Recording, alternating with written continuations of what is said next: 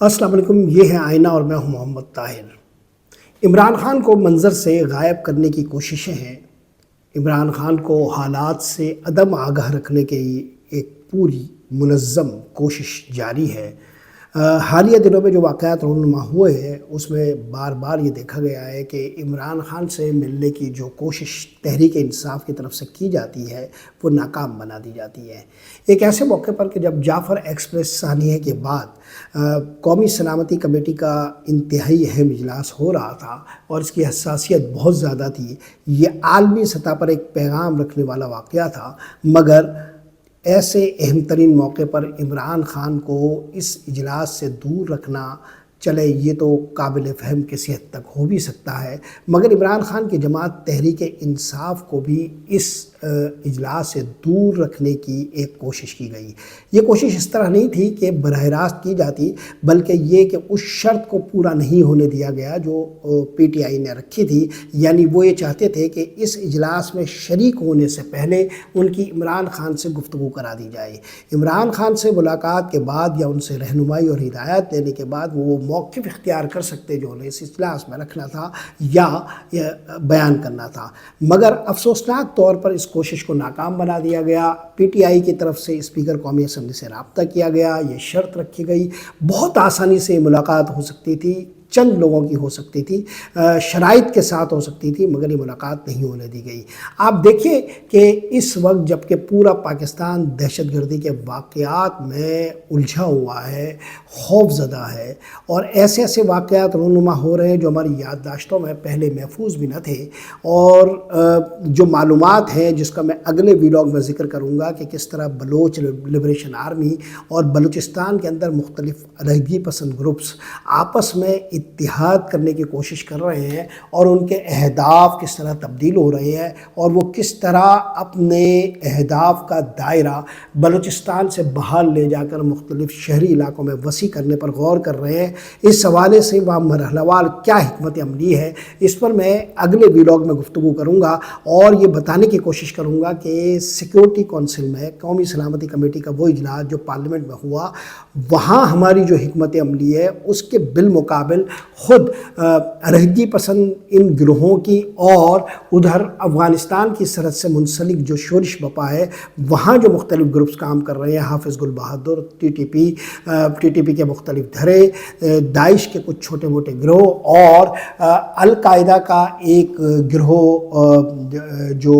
القاعدہ سے نکلا ہے، وہ سب بھی آپس میں کس طرح ملنے کی کوشش کر رہے ہیں، اور ان کا منیمم کامن ایجنڈا جو بن رہا ہے اس حوالے سے میں کچھ نکات پر روشنی ڈالوں گا تاکہ ہمیں یہ اندازہ ہو سکے کہ ادھر ہم جو قومی سلامتی کمیٹی اجلاس میں سوچ رہے ہیں اور ادھر جو علیحدگی پسند سوچ رہے ہیں یا شورش پسند لوگ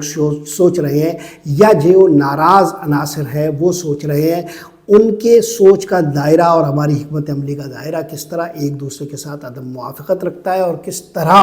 ہم اس پوری سچویشن پر قابو پانے کی اہلیت سے محروم ہوتے جا رہے ہیں۔ مگر اس وقت میرا یہ موضوع نہیں ہے، میں یہاں گفتگو کر رہا ہوں ہمارے اپنے وہ رویے جو سیاسی حوالوں سے ہمیں شرمندہ رکھتے ہیں اور ہماری اس عدم اہلیت کو ظاہر کرتے ہیں جو ان معاملات سے نمٹنے کے لیے ہمارے اندر پائی جاتی ہے، ذہانت کی سطح پر، عملیت کی سطح پر اور ریاستی سطح پر۔ تو آپ اندازہ کیجئے کہ تمام وہ لوگ جو موجودہ حکومت سے منسلک لوگ ہیں، انہوں نے اس پورے عرصے میں کہ جب جعفر ایکسپریس کا واقعہ ہوا اور اس کے بعد نوشے کا واقعہ ہوا، بے شمار واقعات تواتر سے ہو رہے ہیں، وہ تمام واقعات میں ایک طرف حکومت کا رویہ ان واقعات کے ساتھ کیا ہے اور تحریک انصاف کے ساتھ کیا ہے۔ ملک کے 3-4 اہم وزراء کے نام لے لیجئے، خواجہ آصف کو لے لیجئے، اور 2-3 وزراء کے نام لے لیجئے، وزیر اطلاعات کا نام لے لیجئے، اور جو آپ کی ٹیلی ویژن اسکرین پر جگمگاتے ہوئے چند ایک پی ایم این این کے جو نمائندے ہیں، ایم این ایز ہیں، سینیٹرز ہیں، ان کو آپ اپنی فہرست میں رکھ لیجئے، اور آپ اندازہ لگائیے کہ جب اس طرح کے واقعات ہو رہے ہوتے ہیں تو ان کی گفتگو کا محور و مرکز کیا ہوتا ہے۔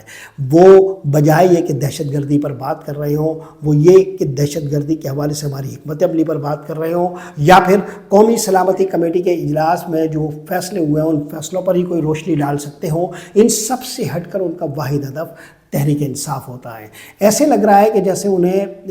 یہ قبول ہے، گوارا ہے کہ BLA دہشت گردی کرے، مگر انہیں یہ گوارا نہیں ہے کہ تحریک انصاف ان کی مرضی کے برخلاف چلے۔ چنانچہ ان کے تمام بیانات اسی روشنی میں ہوتے ہیں۔ آج عرفان صدیقی صاحب نے بھی جو بیان دیا وہ BLA کے حوالے سے یا علیحدگی پسند تحریکوں کے حوالے سے نہیں ہے، بلکہ اس پر ہے کہ PTI نے اس اجلاس میں شرکت کیوں نہیں کی۔ اسی طرح خواجہ آصف صاحب بھی یہی کہہ رہے ہیں اور PMLN کے نمائندے باقی بھی یہی کہہ رہے ہیں۔ سوال یہ پیدا ہوتا ہے کہ کیا PTI اس اجلاس میں شریک ہی نہیں ہونا چاہتی تھی؟ سوال یہ پیدا ہوتا ہے کہ کیا اگر PTI کی یہ شرط تھی کہ انہیں ہدایت لینے کے لیے عمران خان سے ملنے دیا جائے تو کیا یہ شرط غیر واجب تھی، ناموضوع تھی، غیر موضوع تھی؟ آخر وہ کون لوگ تھے جو یہ نہیں چاہتے کہ تحریک انصاف عمران خان کی جو جماعت ہے وہ عمران خان کے بجائے کوئی اور لوگ چلائیں؟ آخر وہ کون لوگ ہیں جو یہ چاہتے ہیں اور ایسا کیسے ممکن ہے؟ تو بہرحال سوال اٹھانے والے یہ سوال بھی نہیں اٹھاتے، سوال اٹھانے والے اس نقطے پر بھی غور نہیں کرتے کہ اس اجلاس میں تحریک انصاف تو اپنے ایک مطالبے کے پورا نہ ہونے کی وجہ سے سیاسی طور پر اس اجلاس میں شریک نہیں ہوئی، مگر جو باقی جماعتیں تھیں ان کے اہم ترین لوگ، خود حکومت کے اہم ترین لوگ اس قومی سلامتی کمیٹی کے اجلاس میں شریک کیوں نہیں تھے؟ سوال یہ پیدا ہوتا ہے کہ نواز شریف صاحب اس اجلاس میں شریک کیوں نہیں تھے، جبکہ انہیں مختلف روٹی کے وزن کے لیے ان کی صاحبزادی لیے پھرتی ہیں۔ ابھی حالیہ دنوں میں انہیں پنجاب میں جو قومی ثقافتی ورثہ ہے ان کی حفاظت کے ایک معاملے کا انچارج بنا دیا گیا ہے۔ اس قسم کے اجلاسوں میں تو وہ شریک ہو سکتے ہیں، مگر قومی سلامتی کمیٹی کے اس اہم ترین اجلاس میں وہ شریک کیوں نہیں ہوئے؟ اس اہم ترین اجلاس میں جس کی حساسیت کا اظہار عمران خان کی جماعت کی عدم شرکت کے حوالے سے خود حکومت پاکستان یا حکومت کر رہی ہے، حکومت کے نمائندے کر رہے ہیں۔ سوال یہ پیدا ہوتا ہے کہ اس اجلاس میں ملک کا وزیر داخلہ موجود کیوں نہیں تھا؟ وہ وزیر داخلہ محسن نقوی جو بلوچستان میں دہشت گردی کے واقعات پر اتنی غیر ذمہ داری کا مظاہرہ ماضی میں کر چکے ہیں کہ انہوں نے یہ تک کہا ایک سچویشن پر کہ اس کو تو قابو کرنے کے لیے میرا ایک SHO ہی کافی ہے۔ وہ SHO وہ گوہر نایاب، وہ نگینہ،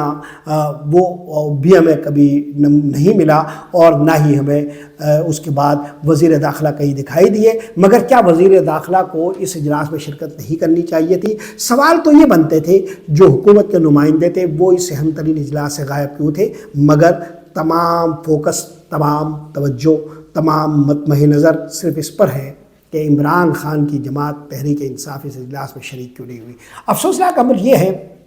کہ اس اجلاس کا بائیکاٹ صرف تحریک انصاف نے نہیں کیا تھا بلکہ کچھ اور جماعتوں نے بھی کیا تھا۔ اپوزیشن اتحاد پورا اس میں شریک نہیں تھا۔ پشتونخوا ملی عوامی پارٹی جو بلوچستان کی ایک جماعت ہے، بلوچستان کی دیگر جماعتیں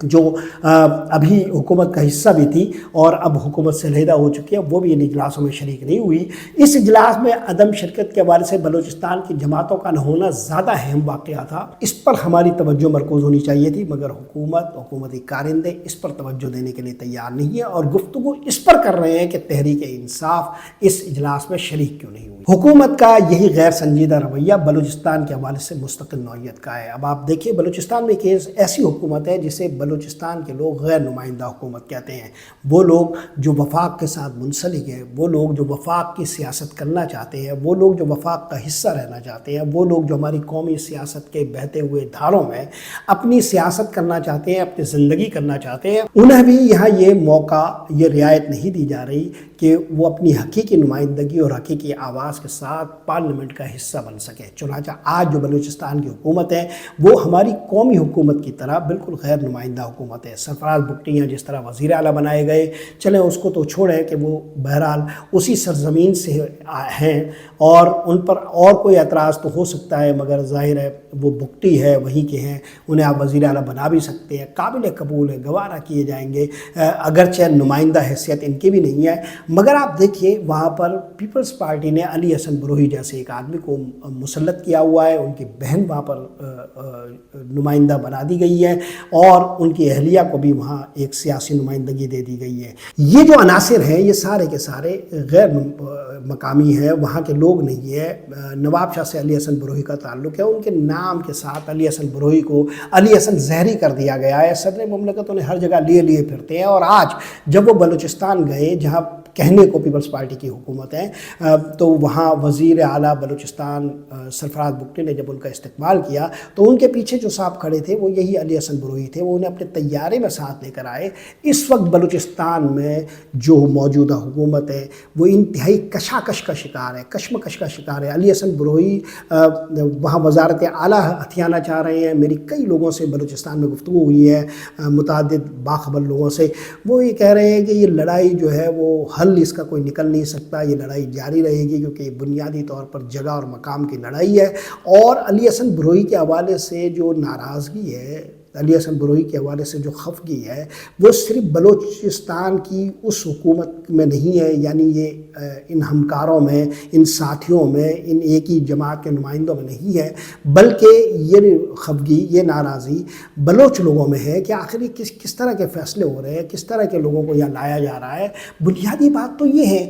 بنیادی فیصلے تو یہاں ہونے چاہیے کہ آخر بلوچستان کو ان کی حقیقی نمائندہ قوت دی جائے، بلوچستان کو جو ان کی حقیقی سیاسی جماعتیں ہیں ان کا جو حق کے نمائندگی ہے وہ تو دیا جائے، وہ تو دیا نہیں جا رہا۔ اور بحث یہ ہو رہی ہے کہ قومی سلامتی کمیٹی کے اجلاس میں پی ٹی آئی نے شرکت کیوں نہیں کی۔ افسوسناک امر یہ ہے کہ آج جب آصف علی زرداری صاحب گئے بلوچستان میں اور ایک اجلاس کیا تو کہنے کو ان لوگوں کے پاس کچھ نہیں ہے، کرنے کو ان لوگوں کے پاس کچھ نہیں ہے۔ عملاً یہ سب کے سب جو لوگ ہیں یہ حکومت کا ایک مکھوٹا ہے، ایک چہرہ ہے، ایک نقاب ہے، ایک حجاب ہے۔ عملی طور پر جو کچھ ہو رہا ہے وہ ان کے بس میں ہی نہیں ہے، اور یہ وہ لوگ ہیں جو ہر دور میں صرف اقتدار کے لذیذ دسترخوان پر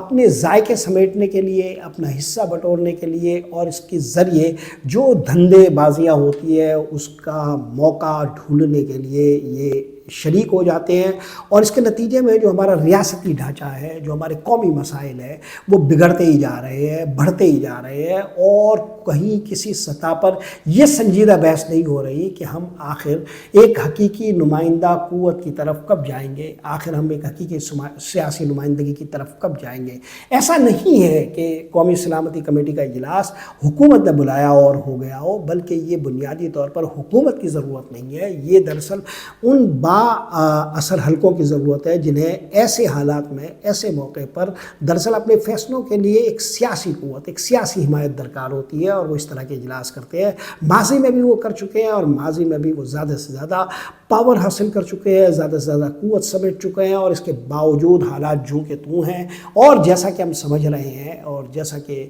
یہ دیوار پر لکھا ہوا ہے کہ مسائل بڑھتے ہی چلے جائیں گے، حالات قابو میں نہ آئیں گے، اور یہ جو ہمارا پورا سیاسی بندوبست ہے یہ برقرار رکھنے کے لیے جو ہمیں مفاہمتیں کرنی پڑ رہی ہے یہ ہمیں بد سے بدترین دنوں کی طرف لے جائے گی۔ چلتے چلتے اپوزیشن اتحاد کے اس اعلان کی طرف بھی ذرا توجہ دے دیتے ہیں کہ اپوزیشن اتحاد نے اب فیصلہ کیا ہے کہ وہ عید کے بعد ایک زبردست قسم کی حکومت مخالف تحریک لانچ کریں گے، اور پہلے مرحلے پر مرحلہ وار جو انہوں نے فیصلے کیے ہیں اس میں پہلے مرحلے پر ایک آل پارٹیز کانفرنس وہ امن و امان کی صورتحال پر بلا رہے ہیں۔ اس آل پارٹیز کانفرنس میں حکومت میں شامل جماعتوں کے علاوہ تمام جماعتوں کو مدعو کیا جائے گا، اور اس آل پارٹیز کانفرنس میں بنیادی طور پر امن و امان کے معاملات پر غور کیا جائے گا۔ یہ ایک مرحلہ وار حکمت عملی ہے جو اپوزیشن اتحاد اختیار کرنے جا رہا ہے۔ عید کے بعد وہ آل پارٹیز کانفرنس کے بعد ایک عمومی تحریک بھی برپا کرنے کے